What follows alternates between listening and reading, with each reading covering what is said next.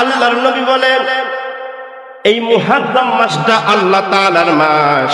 এই মাসের মধ্যে আল্লাহ সুবহানাহু তাআলা এই ইয়াউমু আশুরার মধ্যে, এই মাসের মধ্যে তাবাল্লাহু ফীহি আলা কওমিন, এক কওমের তওবা আল্লাহ তাআলা কবুল করেছেন। নবী সাল্লাল্লাহু আলাইহি ওয়াসাল্লাম এরপরে উম্মতের জন্য সুসংবাদ দিয়ে বলে, এই মাসে এই দিনের মধ্যে ওয়ায়াতুবু ফীহি আলা কওমিন আখরিন, আরো অনেক জাতি আমার আল্লাহ তাআলা তাদের তওবা কবুল করবে।